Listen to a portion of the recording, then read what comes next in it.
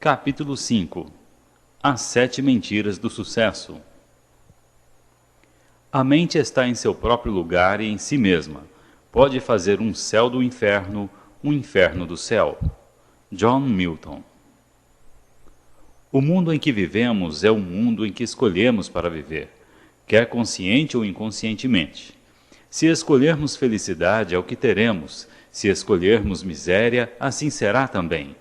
Como aprendemos no capítulo anterior, a crença é o alicerce da excelência. Nossas crenças são abordagens específicas, organizáveis e coerentes da percepção. São as escolhas fundamentais que fazemos sobre como entender nossas vidas e assim como vivê-las. São com elas que ligamos ou desligamos nosso cérebro. Assim, o primeiro passo em direção à excelência é encontrar as crenças que nos guiem em direção aos resultados que queremos. O caminho para o sucesso consiste em saber que resultados se deseja, agir, ver que resultados está conseguindo e ter flexibilidade para mudar até se ter sucesso. O mesmo é verdade para as crenças. Você tem que encontrar as crenças que apoiam seu resultado, as crenças que o levem aonde você quer ir. Se suas crenças não fazem isso, você tem de apagá-las e tentar alguma coisa nova. As pessoas às vezes ficam desconcertadas quando falo sobre as mentiras do sucesso. Quem quer viver de mentiras? Mas tudo que quero dizer é que não sabemos como o mundo é na realidade. Não sabemos se a linha é côncava ou convexa. Não sabemos se nossas crenças são verdadeiras ou falsas. No entanto, o que podemos saber é se elas funcionam, se nos apoiam, se fazem nossas vidas mais ricas, se nos fazem pessoas melhores, se ajudam a nós e aos outros.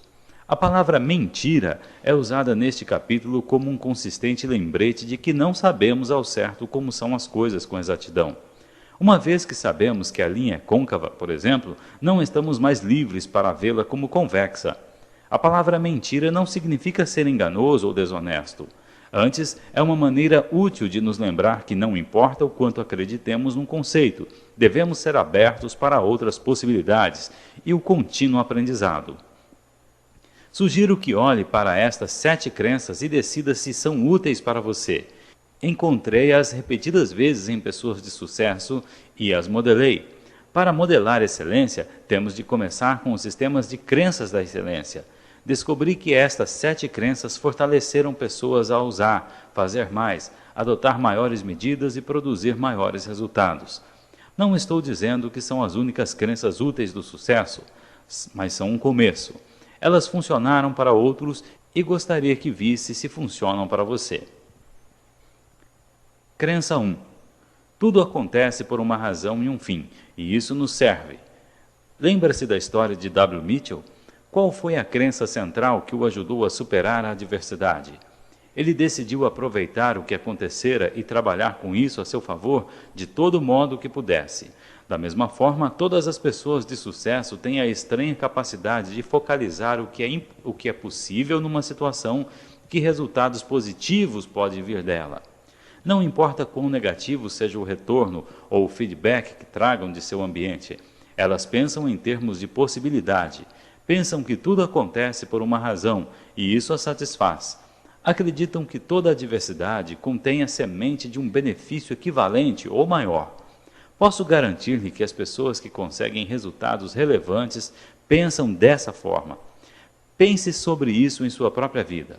Há um infinito número de maneiras de reagir a cada situação.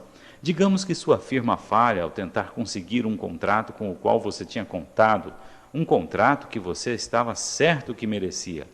Alguns de nós ficariam magoados e frustrados. Podemos sentar em casa e lastimar, ou sair e nos embebedar. Alguns ficariam loucos. Podemos culpar a companhia que julgou o contrato, imaginando que são um bando de indivíduos ignorantes e irresponsáveis. Ou podemos nos culpar por arruinarmos uma coisa tida como certa. Tudo isso pode nos ajudar a desabafar um pouco, mas não resolverá o problema. Não nos deixa mais próximos do resultado desejado. É preciso muita disciplina para sermos capazes de refazermos nossos passos, aprender as lições penosas, reparar as falhas e dar uma boa olhada nas novas possibilidades. mas é a única maneira de extrair um resultado positivo do que parecia um resultado negativo. Deixe-me dar um bom exemplo de possibilidade. Marilyn Hamilton, uma antiga professora e rainha de beleza, é uma mulher de negócios bem-sucedida em Fresno, Califórnia. É também a sobrevivente de um terrível acidente. Quando tinha 21 anos, caiu num terreno pedregoso, num acidente de voo livre que a deixou de cadeira de rodas, paralisada da cintura para baixo. Marilyn certamente podia ter se concentrado numa porção de coisas que não podia mais fazer, porém concentrou-se nas possibilidades que estavam abertas para ela. Tentou ver na tragédia a oportunidade. A princípio ficou frustrada com sua cadeira de rodas. Achou-a muito apertada e restritiva. Nem você, nem eu podemos provavelmente ter qualquer ideia de como julgar a eficiência de uma cadeira de rodas. Mas Marilyn Hamilton podia. Ela imaginou-se como a única capacitada para desenhar uma melhor. Assim, juntou-se a 2 amigos que faziam asas delta e começaram a trabalhar num protótipo de uma cadeira de rodas melhor. Os 3 formaram uma companhia chamada Motion Design, e agora uma história de sucesso de muitos milhões de dólares que revolucionou a indústria de cadeiras de rodas e tornou-se a pequena empresa do ano da Califórnia em 1984. Empregaram seu primeiro funcionário em 81 e agora tem 80 funcionários e mais de 800 revendedores. Não sei se Marilyn Hamilton alguma vez sentou-se conscientemente e tentou imaginar suas crenças, mas ela partiu de um sentido dinâmico de possibilidade, um sentido do que podia fazer. Em verdade, todos os grandes sucessos trabalham no mesmo esquema. Pare um momento para pensar outra vez em suas crenças. Em geral, você espera que as coisas funcionem bem ou mal? Você espera que seus melhores esforços sejam um sucesso ou esperam que sejam contrários? Você vê as possibilidades, o potencial em uma situação ou vê os obstáculos? Muitas pessoas tendem a enfocar o lado negativo mais que o positivo. O primeiro passo para mudar isso é reconhecer a situação. Crença em limites cria passos limitados. A chave é pôr de lado essas limitações e atuar com base num conjunto mais elevado de recursos. Em nossa cultura, os líderes são as pessoas que veem as possibilidades, que podem ir a um deserto e ver um jardim. Acha isso impossível? O que aconteceu em Israel? Se você tiver uma forte crença na possibilidade, é certo que poderá consegui-la. Crença número 2. Não há essa coisa chamada fracasso. Há somente resultados. Esta crença é quase um corolário do número 1. E é também importante em si mesma. Muitas pessoas em nossa cultura foram programadas para temer essa coisa chamada fracasso. No entanto, todos nós podemos pensar em ocasiões em que quisemos uma coisa e conseguimos outra. Fomos todos reprovados num teste, sofremos por um romance frustrante que não deu certo, montamos um plano de negócios para ver tudo sair errado. Usei as palavras efeito e resultados porque é o que as pessoas bem-sucedidas veem. Elas não veem fracasso, não acreditam nele. Isso não conta. As pessoas sempre conseguem alcançar algum tipo de resultado. Os supersucessos de nossa cultura não são pessoas que não falham, mas simplesmente pessoas que sabem que se tentarem alguma coisa e não obtiverem o resultado desejado, pelo menos tiveram uma experiência de aprendizado. Elas usam o que aprenderam e tentam alguma outra coisa, tomam algumas novas medidas e produzem alguns novos resultados. Pense nisso. Qual é o único item, o único benefício que você tem hoje a mais que ontem? A resposta é clara, é a experiência. Pessoas que temem o fracasso fazem com antecedência representações internas do que poderá não funcionar. É isso que não lhes permite tomar a única medida que poderia assegurar o cumprimento de seus desejos. Você tem medo do fracasso? Bem, como se sente sobre o aprendizado? Você pode aprender com cada experiência humana e pode, por meio disso, ter sucesso em cada coisa que faça. Certa vez Mark Twain disse: não há visão mais triste do que um jovem pessimista. Ele estava certo. Pessoas que acreditam em fracasso têm quase garantida uma existência medíocre. Fracasso é alguma coisa que só não é percebida por pessoas que conseguiriam grandeza. Elas não residem com ele, não juntam emoções negativas a alguma coisa que não funciona. Deixe-me compartilhar com vocês a história da vida de alguém. Era um homem que faliu nos negócios com 31 anos de idade, foi derrotado numa eleição para o legislativo com 32 anos, faliu outra vez nos negócios aos 34, superou a morte de sua namorada aos 35, teve um colapso nervoso quando tinha 36, perdeu uma eleição com a idade de 38, perdeu nas eleições para o Congresso aos 43, 46 e 48 anos. Perdeu uma disputa para o Senado com a idade de 55. Fracassou na tentativa de tornar-se vice-presidente aos 56 anos. Perdeu uma disputa senatorial aos 58 anos. Foi eleito presidente dos Estados Unidos aos 60 anos. O nome do homem era Abraham Lincoln. Poderia ele ter tornado presidente se tivesse visto suas perdas nas eleições como fracassos? É pouco provável. Há uma famosa história sobre Thomas Edison. Após ter tentado 9.999 vezes aperfeiçoar a lâmpada e não ter conseguido, alguém lhe perguntou: "Você vai ter 10.000 fracassos?" E ele respondeu: "Não, eu não falhei. Acabei de descobrir mais uma maneira de não inventar a lâmpada elétrica." Tinha descoberto como outro conjunto de ações produziram resultado diferente. Nossas dúvidas são traidoras e nos fazem perder o bem que sempre poderíamos ganhar, por medo de tentar. William Shakespeare. Vencedores, líderes, mestres, pessoas com poder pessoal, todos entendem que se você tentar alguma coisa e não conseguir o efeito que quer, isso é simplesmente feedback. Você usa essa informação para fazer distinções mais precisas sobre o que necessita para produzir os resultados que deseja. Certa vez, Buckminster Fuller escreveu: "Qualquer coisa que os seres humanos aprenderam, tiveram de aprendê-lo como consequência do processo de tentativa e erro. Os humanos só aprenderam através de erros. Algumas vezes aprendemos com nossos erros, outras vezes com os erros dos outros." Pare um minuto para refletir sobre os 5 maiores assim chamados fracassos de sua vida. O que aprendeu com essas experiências? É provável terem sido algumas das mais valiosas lições que aprendeu na vida. Fuller usa a metáfora do leme de um navio. Diz que quando o leme está em ângulo em relação a um outro lado, o navio tende a manter o rumo, sem a intenção do timoneiro. Ele tem de corrigir o rumo movendo-o para trás, em direção à posição original, em um processo interminável de ação e reação, ajustamento e correção. Imagine isso em sua vida. Um timoneiro em mar tranquilo, dirigindo seu barco mansamente em direção ao seu destino, superando milhares de inevitáveis desvios de sua rota. É uma imagem agradável e é um lindo modelo para o processo de viver com sucesso. Mas a maioria de nós não pensa dessa maneira. Cada erro, cada engano tende a fixar-se na bagagem emocional. É um fracasso que se reflete muito mal em nós. Muitas pessoas, por exemplo, ficam desanimadas porque são gordas. Suas atitudes com relação à obesidade não mudam em nada.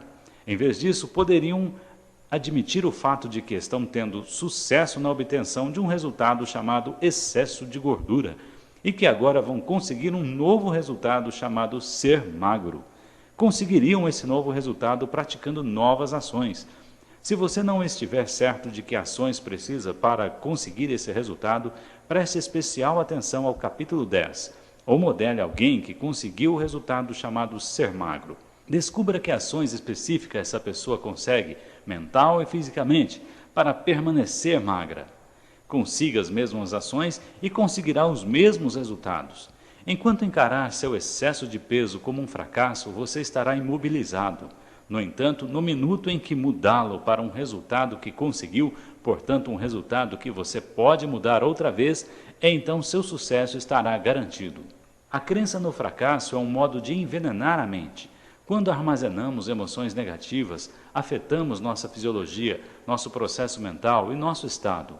Uma das maiores limitações de grande parte das pessoas é seu modo de fracassar. O Dr. Robert Schuller, que ensina o conceito de pensamento de possibilidade, faz uma grande pergunta. O que você tentaria fazer se soubesse que não poderia fracassar? Pense nisso. Como responderia? Se realmente acreditasse que não poderia falhar, poderia adotar toda uma série nova de medidas e conseguir novos resultados desejados, fortalecedores. Não estaria você ficando melhor tentando-os? Não é essa a única maneira de crescer? Portanto, sugiro que comece a compreender agora que não existe coisa como fracasso. Há somente resultados. Você sempre produz um resultado. Se não é aquele que deseja, pode mudar suas ações e produzirá novos resultados. Corte a palavra fracasso, assinale a palavra resultado nesse livro e comprometa-se a aprender com toda a experiência. Crença número 3. Qualquer coisa que aconteça, assuma a responsabilidade. Outro atributo que os grandes líderes e realizadores têm em comum é que operam a partir da crença de que criaram o mundo deles. A frase que ouvirá com frequência é: sou responsável, cuidarei disso. Não é coincidência você ouvir o mesmo ponto de vista muitas vezes. Os realizadores tendem a acreditar que não importa o que aconteça, seja bom ou mal, eles o criaram. Se não realizaram isso com suas ações físicas, talvez o fizeram pelo nível e teor de seus pensamentos. Agora, não sei se isso é verdade. Nenhum cientista pode provar que seus pensamentos criaram nossa realidade. Mas é uma mentira útil. É uma crença fortalecedora, por isso prefiro acreditar nela. Acredito que geramos nossas experiências na vida, seja por comportamento ou pensamento, e que podemos aprender com todas elas. Se você não acredita que está criando o seu mundo, seja seus sucessos ou seus fracassos, então está à mercê das circunstâncias. As coisas simplesmente acontecem com você. Você é um objeto, não um sujeito. Deixe-me contar-lhe. Se eu tivesse essa crença, partiria agora e procuraria outra cultura, outro mundo, outro planeta. Por que ficar aqui se você é só o produto de forças externas do acaso?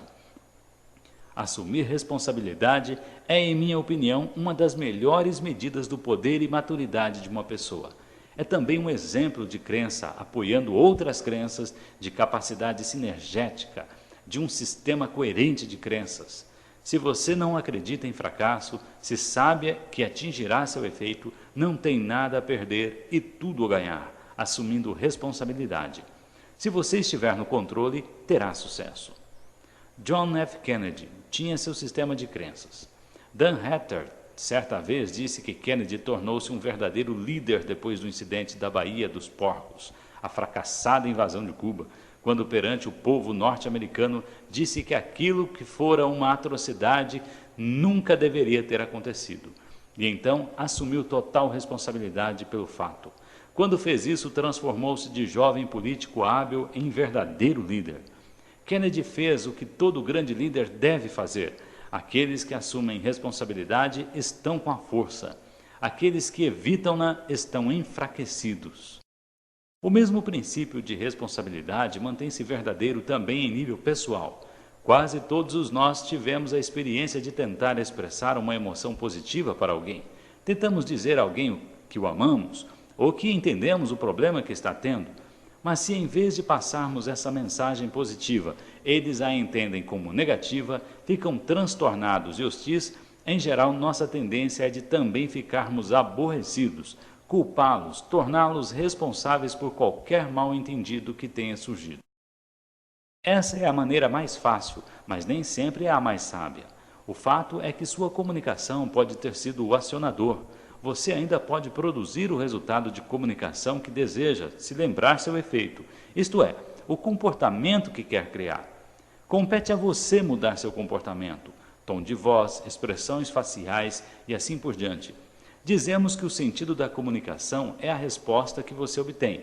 Mudando suas ações, você pode mudar sua comunicação. Retendo responsabilidade, você retém o poder de mudar o resultado que produz. Crença número 4. Não é necessário entender tudo para ser capaz de usar tudo.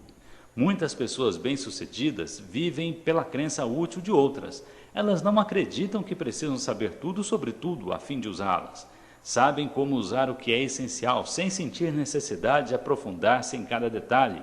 Se você estudar pessoas que estão com poder, descobrirá que têm um conhecimento elaborado sobre uma porção de coisas, mas frequentemente tem pouco domínio de todo e cada detalhe de seu empreendimento.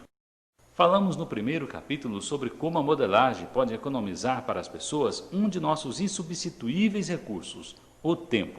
Observando as pessoas de sucesso a fim de descobrir que ações específicas criam para conseguir resultados, nós tornamos capazes de duplicar suas ações e assim seus resultados, em muito menos tempo. Tempo é uma das coisas que ninguém pode criar para você. Mas realizadores invariavelmente conseguem ser ávaros de tempo. Eles extraem a essência de uma situação, tiram o que precisam e não se detêm no resto. É claro que se estiverem intrigados com alguma coisa, se quiserem entender como um motor funciona ou como um produto é manufaturado, usam um tempo extra para aprender. Mas estão sempre conscientes do que mais precisam. Sempre sabem o que é essencial e o que não é. Aposto que se eu lhe perguntar como funciona a eletricidade, você virá com alguma coisa entre uma resposta confusa e uma esquemática. Mas de qualquer forma está feliz por poder dar um toque no interruptor e acender as luzes. Duvido que muitos de vocês estejam agora sentados em suas casas, ouvindo esse livro à luz de velas. Pessoas de sucesso são boas em fazer distinções entre o que é necessário para elas entenderem o que não é. A fim de eficientemente usar as informações deste livro e de usar tudo o que você é nesta vida, deve descobrir que há um equilíbrio entre o uso e conhecimento. Você pode passar todo o seu tempo estudando as raízes, ou pode aprender a colher o fruto. Pessoas de sucesso não são sempre as de maiores informações ou maior conhecimento. É provável que haja muitos cientistas e engenheiros de Stanford que saibam mais sobre componentes de circuito de computadores do que Steve Jobs. Mas eles são alguns dos mais eficientes em usar o que têm. São eles os que conseguem resultados. Crença número 5. As pessoas são os seus maiores recursos. Indivíduos de excelência, isto é, pessoas que conseguem resultados notáveis, quase universalmente têm um tremendo senso de respeito e apreciação pelas pessoas. Têm um senso de equipe, de interesse comum e unidade. Se há alguma perspicácia no conteúdo da nova geração de livros sobre negócios, é que não há sucesso duradouro sem relação entre as pessoas e que a maneira de ser bem-sucedido é formar uma equipe de sucesso que esteja trabalhando junto. Todos nós vimos relatórios sobre fábricas japonesas, onde trabalhadores e diretoria fazem as refeições no mesmo refeitório e o fato que ambos se entrosam para avaliar desempenhos. Seus sucessos refletem as maravilhas que podem ser realizadas quando respeitam as pessoas em vez de tentar manipulá-las. Quando Thomas Peters e Robert Waterman Jr. apuraram os fatores que tornaram grandes as empresas, uma das coisas-chave que encontraram foi a intensa atenção para com as pessoas. Dificilmente há um tema mais penetrante em empresas excelentes do que o respeito pelo indivíduo. Eles escreveram: empresas bem-sucedidas são aquelas que tratam as pessoas com respeito e dignidade, que olham seus empregados como sócios, não como ferramentas. Notaram que num estudo 18 dos 20 executivos da Hewlett-Packard entrevistados disseram que o sucesso da companhia estava na filosofia orientada a pessoas adotada pela HP. A HP não é um varejo negociando com o público ou uma companhia de serviços dependendo de boa vontade. É um negócio dentro das mais complexas fronteiras da moderna tecnologia, mas mesmo lá está claro que lidar com eficiência com pessoas é visto como um desafio predominante. Como muitas das crenças apresentadas aqui, esta agora é mais fácil de fingir-se que é aceita do que adotada na realidade. É fácil concordar com a ideia de tratar as pessoas, sejam de sua família ou no serviço, com respeito. Não é sempre tão fácil fazê-lo. Enquanto você lê ou ouve esse livro, tenha em mente a imagem de um timoneiro ajustando a rota de seu navio enquanto ele se desloca em direção ao destino. Com a vida é a mesma coisa. Temos de nos manter alertas, reajustar nosso comportamento e recalibrar nossas rotas para termos certezas de estarmos indo onde queremos. Dizer que trata as pessoas com respeito e fazê-lo não é a mesma coisa. Os que são bem-sucedidos são mais eficientes em dizer aos outros: como podemos fazer isso melhor? Como podemos solucionar isso? Como podemos conseguir resultados melhores? Eles sabem que um homem sozinho, não importa quão brilhante seja, será difícil igualar os talentos juntos de uma equipe eficiente. Crença número 6. Trabalho é prazer. Você conhece alguma pessoa que tenha grande sucesso fazendo o que odeia? Eu não. Uma das chaves do sucesso é fazer um casamento bem-sucedido entre o que se faz e o que se gosta. Pablo Picasso certa vez disse: "Quando trabalho, descanso. Fazer nada ou entreter visitantes deixa-me cansado." Podemos não pintar tão bem como Picasso, mas todos nós podemos fazer o melhor para encontrar um trabalho que nos revigore e anime. Sempre podemos trazer para o que quer que façamos no trabalho muitos dos aspectos do que fazemos no prazer. Mark Twain disse certa vez: "O segredo do sucesso é fazer de sua vocação sua distração." É isso que as pessoas bem-sucedidas parecem fazer. Fala-se muito sobre maníacos por trabalho nesses dias, e há pessoas para quem o trabalho tornou-se algo como uma obsessão pouco saudável. Parecem não conhecer nenhum prazer em seu trabalho, mas chegam ao ponto de não poderem fazer mais nada. Investigadores estão encontrando coisas surpreendentes sobre esses loucos por trabalho.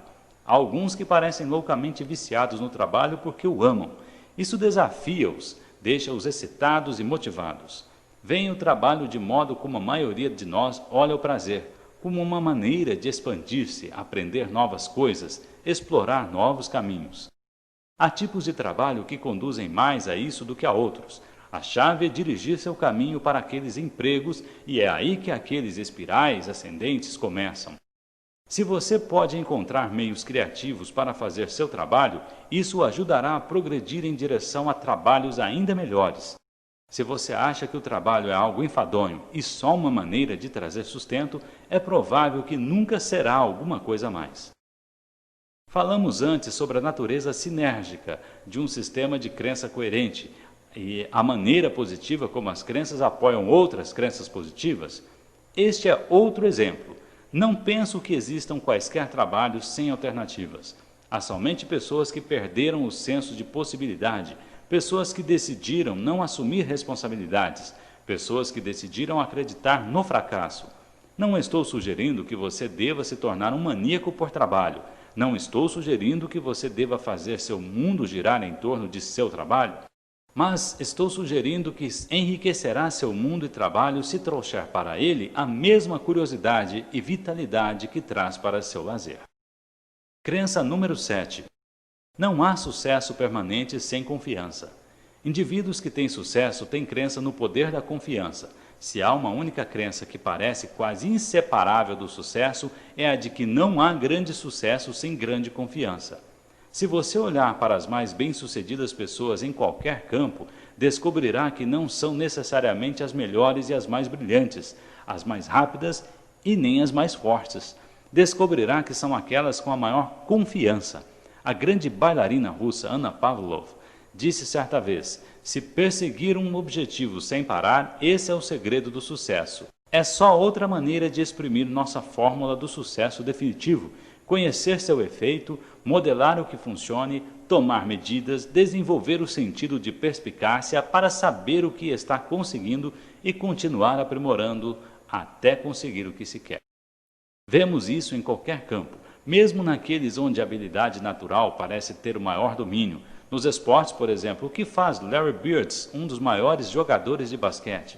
Muitas pessoas ainda estão imaginando: ele é lento, não pode pular. No mundo de donzelas graciosas, ele algumas vezes parece estar jogando em câmera lenta.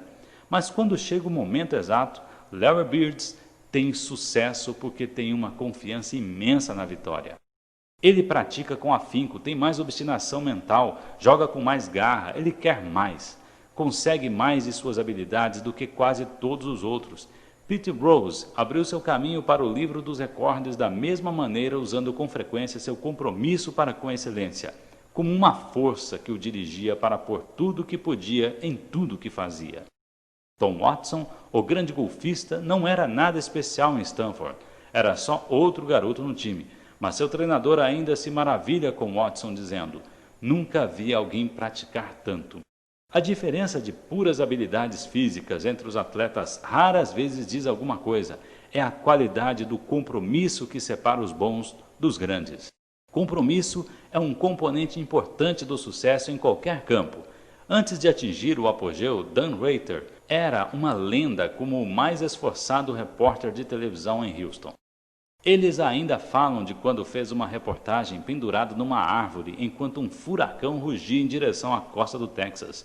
Ouvi outro dia alguém falar sobre Michael Jackson e dizer que ele era um milagre surgido da noite para o dia.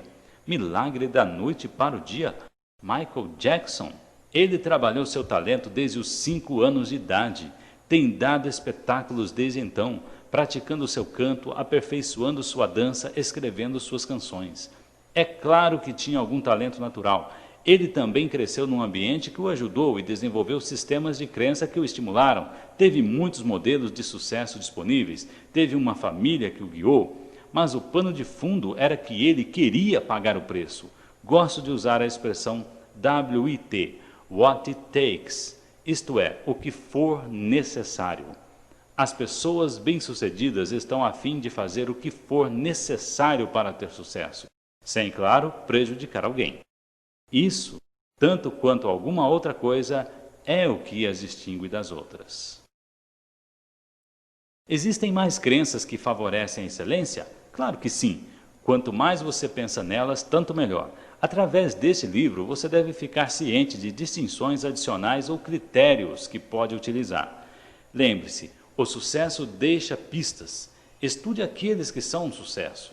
Descubra as crenças-chave que tem e que intensificam a habilidade para tomar medidas efetivas consistentemente e produzir resultados relevantes.